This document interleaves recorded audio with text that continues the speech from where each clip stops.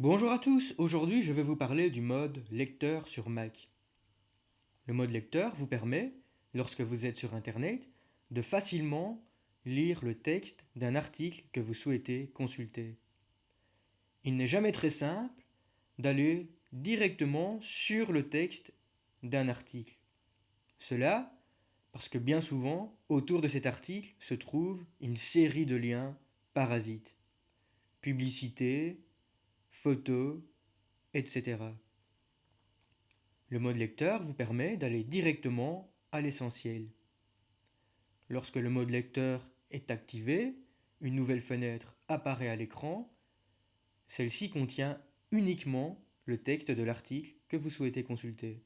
L'article est donc nettoyé de tous ces liens parasites, de toutes ces publicités.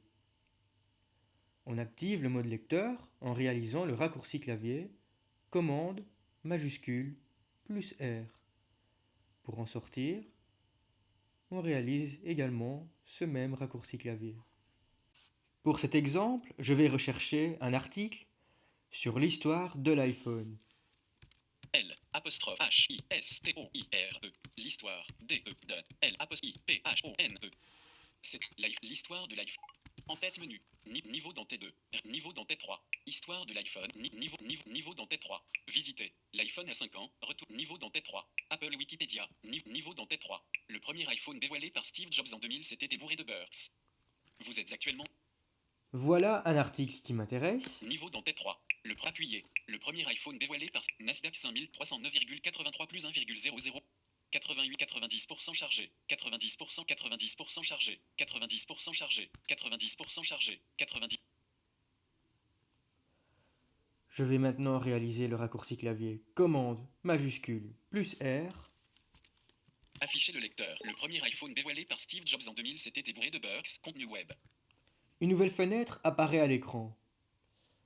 Cette fenêtre contient le texte de l'article que je souhaite lire. En faisant CTRL Option plus A, je lis l'entièreté de l'article en une fois. Niveau dans tête 1. Le premier iPhone dévoilé par Steve Jobs en 2000 s'était bourré de bugs. Par Delphine Cuny. Puce. 9 octobre 2013, 7h27.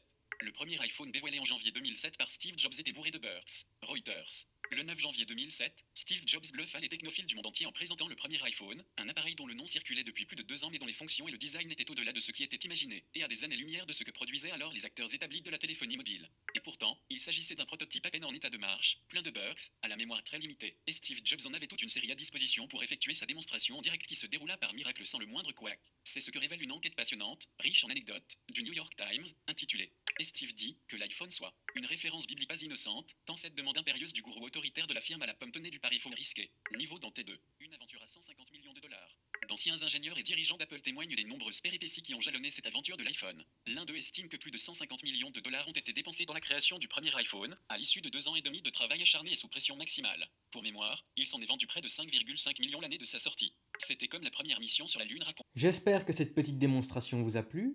Vous avez une question sur cette astuce? Vous recherchez une application qui peut vous faciliter la vie? Alors contactez-moi par email à l'adresse vincent@fondationaici.be. vincent@fondationaici.be. À très bientôt pour d'autres conseils technologiques.